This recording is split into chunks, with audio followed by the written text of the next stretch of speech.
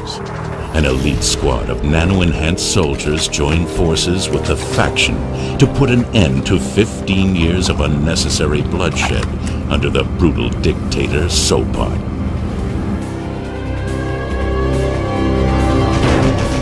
Red Faction 2.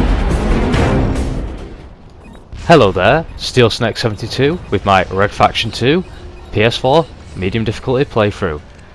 This is still level 10, and this is the Repta Boss fight, which takes place in this very odd room. This is a really cool fight. I like this one a lot. It's a very quick one. It's not too long because you are going to fight Repta again, but it can be quite a tricky one. But it's all about finding the right position. But you can follow this through, and I think you'll find this guy not too challenging. It's probably my favourite fight in the game, to be fair. And I've got a lot of fails actually this fight, so you've got to be careful of the edges in the centre because you'll get killed by that electric wire. But distance is key. That's the absolute main thing with this boss fight. Because if his grenades have quite a spread on them, so if you're in close though, they'll seem to group together, and if they all hit you at once, I'm fairly certain they'll just kill you instantly, really. So it's very important that you keep your distance, use the most powerful weapons you've got, because they're the ones that are going to end this fight quickly. As I say, ammo's not really too much of an issue, similar to the Quill fight. And this is the kind of thing I like to do, head back and forth, and if he gets too close, keep running away, but keep checking all the areas, because the next thing you know, he'll be above you, dropping grenades on you. So look at the various platforms. Use your Wasp launcher, because I think that's the gun I like to use the most. Not best, but and the rail driver is actually quite useful here if you're quite good with it. I'm not the best with the rail driver, but unlike Quill, you'll be actually able to see Repta through behind walls. I guess he doesn't have the same stealth technology, but there you go, guys. If he hits you like that, you lose so much health, and that's what makes this a real challenging fight. But it's not the most challenging fight, because Repta Part 2, which is at the end of this level, is a hell of a lot more challenging. But distance is always key, similar to the Quill fight, which is weird because you think with a sniper being in close would help you in that one, but it doesn't seem to follow that logic. But be careful where you run, guys. I say I've got quite a few fail clips of me on this, as I nearly get hit by grenades there, where I've literally jumped off the edge and just fallen to my death, which is, that's always funny, I guess. And here I am trying to use this gun. Yeah, not the best choice. And as you can see, guys, he's putting me under some pressure, because this is not the best place to be. I'm not sure if the electricity hurts him. I can't confirm or deny that, actually. It may do, so maybe that's a good idea to get him in the centre of the map, where the electricity is flying. Don't worry, guys, you don't have to completely deplete his health for this. I'm not sure how much of his health you have to deplete, but it's definitely not the full bar. And this is the ideal situation we're here, because you can see the grenades coming from a mile away, and they don't even seem to reach all that much, and you can put him under some serious pressure. And yeah, I mean, the life bars can be intimidating, because the game doesn't seem to give you much feeling of taking much away with each hit, but it definitely decreases. Because I mean, we've almost killed him here, but it doesn't feel like you're doing the damage all the time. But just keep putting him under the pressure. Don't think about the life that he's got left. Just keep firing your grenades or whatever you've got against him, and he won't last too long. Yeah, the grenades are an odd one. So if they hit you on impact, they'll explode instantly, but most of the time they'll just lay there for a few seconds. But they're quite difficult, so there's such a spread on them. But I like the setting of this. I like the whole design of this little area. I think it's really cool, and it's quite intense. It's just a really cool level. I just really like this game, I guess, if you couldn't tell. So that's it. Try and keep your eyes on him. Maybe you can sort of use the rail driver as a way of identifying him, and then switching back to your other guns to then fire on him. But the switching can be quite slow. It's not like modern day where you just pick a gun, press triangle because they carry two. You can carry every single one, and your menu gets quite bloated. So not much left in him now, guys. Just keep trying to find him, keep hitting him. He's not too hard to see as I take one right in the left side of the face. A bit different to taking a left hook though. That's more of a just a real smash. As you can see, guys, I think the electricity does do some damage to him, because his health's depleted quite massively. Don't try and... There you go, and then that'll do. And there goes Repta.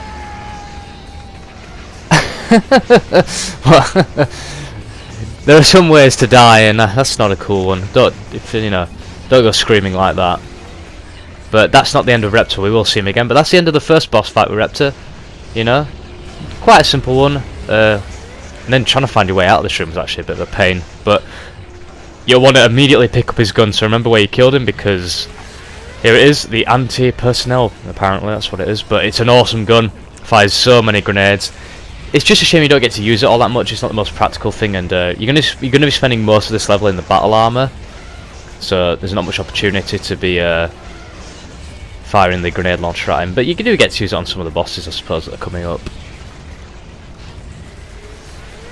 But congratulations on beating Repta, yeah, and we're going to carry on now, and you get a bit of shooting, as I say. We're going to be spending most of this level in the battle armor as we get to the end of this playthrough, which makes me a bit sad. I've really enjoyed it. I've really enjoyed commentating over it. And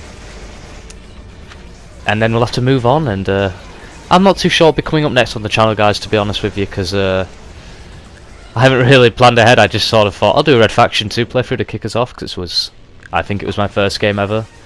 Can never really confirm or deny that completely, because I mean I can't really remember when I was 4 all that well, sadly. But in terms of what's going up on the channel, not from me but from Warrior, I've seen some footage of a Minecraft series that he's going to be starting. Black Ops 3 gameplay, he's wanting to put that up. I think he'll be talking about what he wants to see from World War II, because obviously that's the person you want to be seeing. And what was really cool is we did have a Titanfall 2 video to go out, quite a long one of us just playing together. It would have been the first time we'd done a dual commentary. We've had a bit of a nightmare on the technical front though, unfortunately, because it appears that it didn't save both our audio, and I was a bit upset because it was working before, but the actual clip, it hasn't worked. So hoping though that can be salvaged, because if WARRIORX, he also recorded the gameplay just for safety, hopefully he's recorded both of our voices, so in that case he'll be able to put it up there, because it was a, you know, if not, we'll do it again, it'll be absolutely fine, and who knows, maybe it'll be better. We've had the practice now, but you know, because you may say, why don't you just do a dual commentary, post commentary, the pair of you? But the commentary was so in the moment, and the games were so good, which is why I'm a bit sad if we have to do it again. But that's the ups and downs, isn't it? And it serves as a lesson. I have to be more vigilant in checking what I'm doing. But it is a shame, because I mean, well, Titanfall 2, what a game! And it's been a while since we played it as well, and so we were quite happy with the gameplay we got. And at least we're not too rusty for it, as I'm having difficulty getting through a door. Probably got something to do with all them freaks stood there. When it comes to the battle armor, guys, I like to just hold down all 4 trigger buttons and just fire literally every single thing. Now, this is in terms of this moment in the game, it's a moment where you're sort of blowing up the space. It's a bit generic, to be fair, guys. It's there's not too special this moment. It's funny. Oh, the creepy Spider-Mans are back, but I've got a battle armor, so fuck you.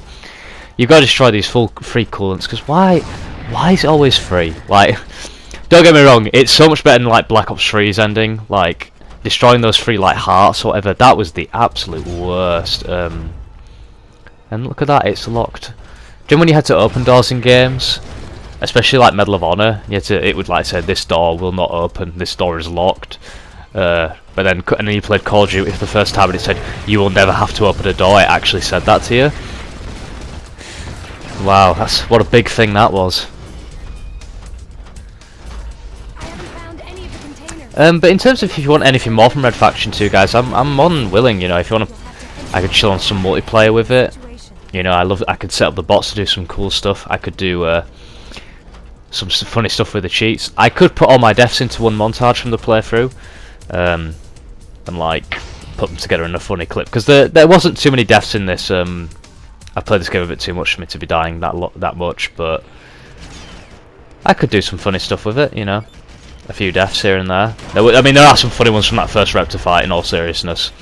Me jumping around and then, like, literally starting the fight and, like, this is the time I'll beat him. And just, like, jumping off the edge. And here's some epic rail driver goodness, which I just love. I mean, shooting through walls, wall hacks. I remember when Black Ops 2 announced, they showed that really cool sniper that was only in like one level, unfortunately, which is fine, to be fair. It stopped it getting boring and made it quite unique. And everyone was like, oh my god, that's going to be a nightmare online, but thankfully I don't think it made an appearance online, because I can't remember the name of that sniper. And I do tell a lie, because if you beat the game on Black Ops 2, of course, with the ability to make your own loadout, you can, oh, here we go, that is the time to use that gun. I love it. I just love that gun. This is when Red Faction is at its absolute best. But that sniper rifle, yeah, you use it for... You can use it whenever you want when you finish the game. Because, I don't know, I don't think I experimented enough with Black Ops 2. Like, I've done the campaign quite a fair few times now. Done it on Veteran, of course, and that game's really easy on Veteran. But I never experimented with the loadouts, which is a shame, because there's a lot of cool stuff you can do. You know, if you want to mess around with it and, like, use your future guns in the 1980s sections, you can absolutely do that. But, Black Ops 2 is probably my favourite campaign out of the bunch, you know. I think it's probably the best. It's a close one between that and COD 4. COD 4 is paced so well. But Black Ops 2, you know, I remember thinking those choices, this whole choice thing was going to be a really tacky business, but you know what? They should be proud of the job that they should be proud, Treyarch, of the job they did with that game. That's right, spiders, run away from me. I'm the big boy now. But they should be proud of the job they did. They did an excellent job with Black Ops 2's story. It was well written as well, and I think that came from having actually like a proper writer on there. Person who did like the Dark Knight Rises, I think. I can't remember. Might have been the Dark Knight. One of the Nolan trilogy films, but it definitely showed Menendez easily the best villain the series has probably ever had. You know, because the villains were always just tacky. I mean, even in COD 4, this game that I always go on about, you know, Imram Zakhaev was just this generic Russian communist. I don't even, who even knows? Just a Russian, and Makarov, I mean, literally a Bond villain, and like a really generic Bond villain. Who's, I mean, he's literally his plan is to just blow up Europe, and interesting one really. There's not much special about it. As I don't want to leave the battle armor here, I'm like, I want to keep firing all the weapons, and this is fun, taking damage while I'm not in. I'm not actually playing. I love that. My favourite thing about games. I love how I still got the like starting pistols as well, because you know, I'm going to use those, aren't I? I'm going to definitely use those in this game. I think I used them once.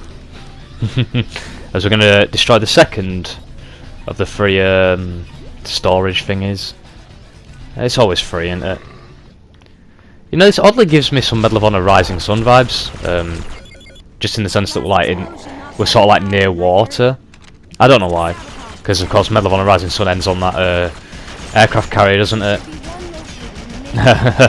Yeah, I'm not taking stuff from them, I'm just gonna burn them. As the enemies start doing some weird poses at this stage, actually, and I think we're gonna get introduced to a new enemy in the not too distant future. I love this, using an elevator as well.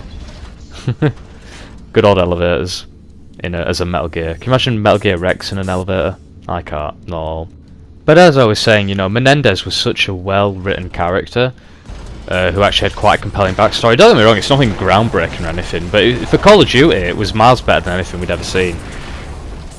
And the choices weren't tacky. I mean, what, there were like 6 different endings, like I think like around that number of combinations that you could have, and you know, for like a 4-hour game and a linear FPS, that's not too bad. And a lot of the choices you didn't really see.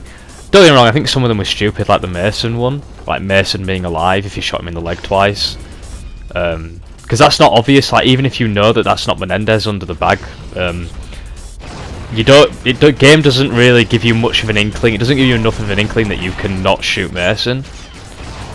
Because I think, like everyone, you feel compelled to shoot him in the head. I mean, who would have known to shoot him twice in the leg and that would keep him alive? And the question is, yeah, where has he been for like 30 years?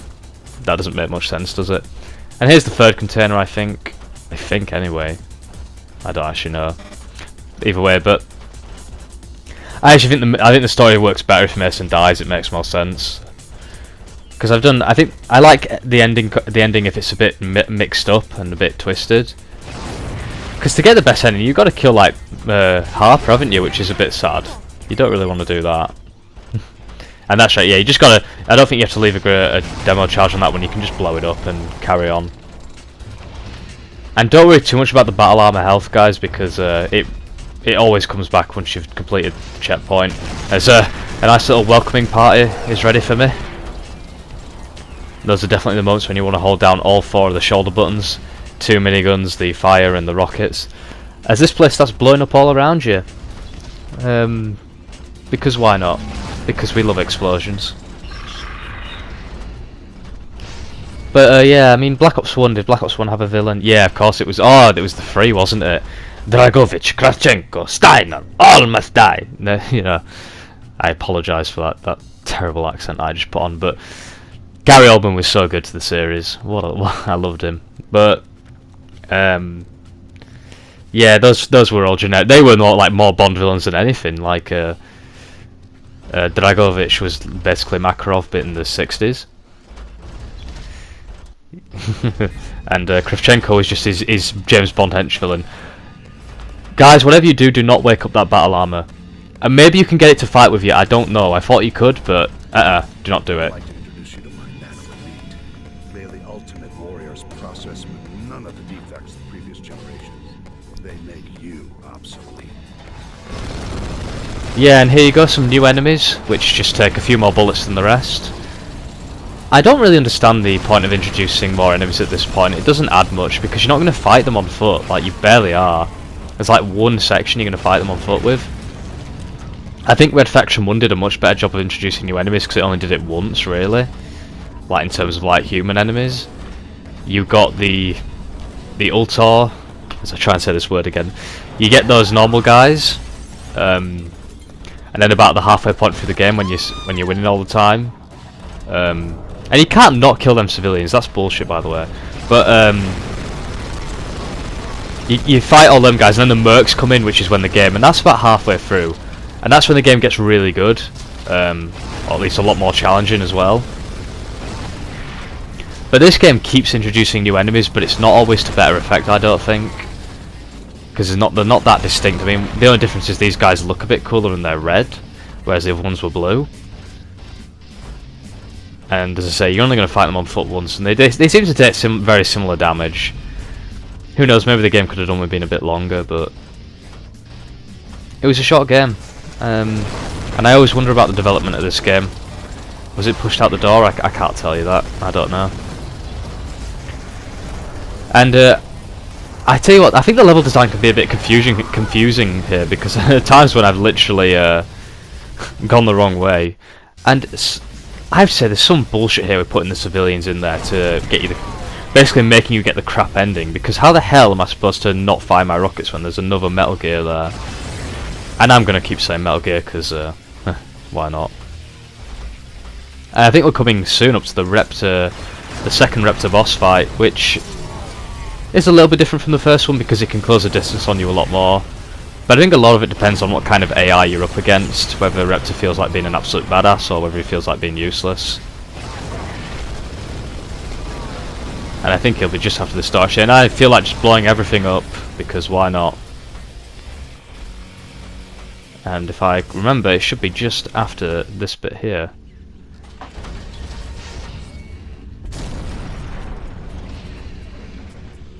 There he is.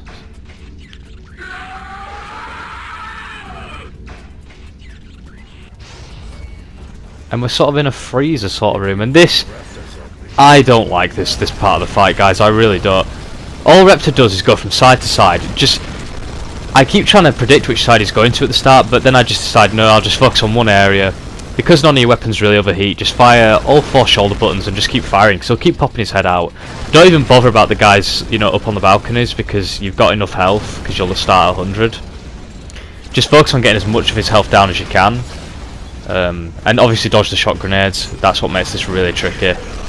Because what the shot grenades basically do, they basically completely invert your controls. So left is right, right is left, up is down, and down is up. So you think you can try and get the hang of it next time you get shocked, but it's difficult because for your brain to register it and to move effectively, but then it only lasts for a few seconds. It's hard to get it down. And when you play against the bots online and they start spamming those things, it can be hellish. But use it to the bots yourself, I guess. So I mean, I like that because you can still sort of fight if you're really good at remembering that the controls are switched on you. And this is what you want to do for this fight, guys. Do not worry about your health. Just keep firing. Because thankfully, Repta carries his health in. You know, he carries his health from this bit up to the next stage, which is actually a good thing. As you're just gonna hear endless fire now. Yeah, I don't rate this part of the fight, but the second half is cool. And then do enough damage and he'll piss off. As I say, his health will stay over, and I actually deplete a fair bit of his health on this one.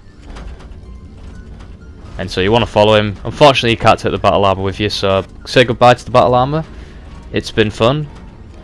It's a shame it never got much of an upgrade, like it stays the same for all of it. As I think I've gone the wrong way. No, I've gone the right way this time. So goodbye battle armor, and this is quite... I have a horrible start to this fight because thankfully the game replenishes all your health and that, but I was trying to switch to the right weapon and it didn't go well. I think I pressed the grenades instead of like switch weapons or something. I'll see anyway. Yeah, there you go. I blew myself up. Thankfully Repta only has a quarter of his life, but as you can see he can now jump about, and distance is even more key because if he gets close to you, and you'll see it because he does, he has the same effect as a shot grenade of just getting close to him. Thankfully the game, it works on the same sort of Metal Gear logic, you know, ammo's going to replenish around you. So keep putting him under that pressure. And use your biggest weapon, because I've no reservations about ammo at this point, guys, because after you do this fight, there's literally like 2 more loading screens worth of fighting enemies, and you'll have enough standard ammo to get through them, and then it's the final boss, and you're all but done. It's interesting how these older games, like when you get to the second half, like the last hour of gameplay or so in a lot of olden games, like isn't like the proper actual gameplay. It's just boss, cutscene, like a bit of fighting, then boss, then like cutscene, I guess. I mean, Metal Gear's really embodies that, I think, quite a lot, apart from MGS5, of course. I mean, Metal Gear Solid 2, like basically the end, like after you've I mean, the last time you do any proper sneaking is when you go into Emma Emmerich, and as soon as you've got her, it's all like scripted sections from that on. There's no more like general stealth. It's all either fighting, and this is the scary moment when Repta does this. As I get into a bit of a slugging match with him and blow myself up for good measure. But here's a chance to use his own gun against him. Sadly, it's not as effective as I would like, because I don't quite understand how that gun works. Just because you don't get a lot of time to play with it, and this is the worry when he does this. As my brain tries to figure out what to do, but I'm taking a lot of damage. And I decided to go for broke here, guys.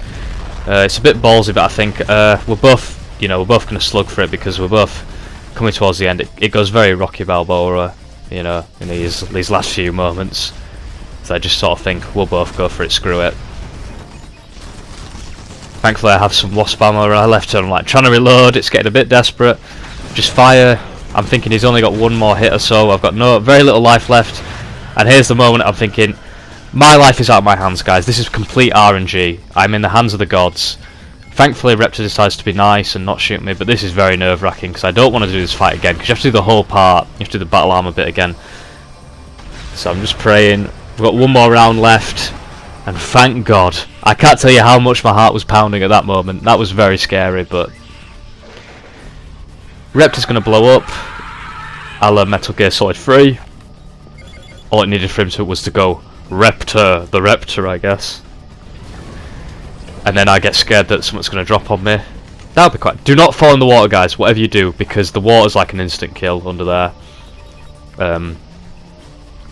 Because the last thing... Because this isn't... There's no save point, you know, if I die now and blow myself up, I'd have to do it all again, so... I don't even know when I pick those things up, but... You've done the boss fight, so well done, guys. That's the end of the video. Next part is the last one. Please tune in for that one.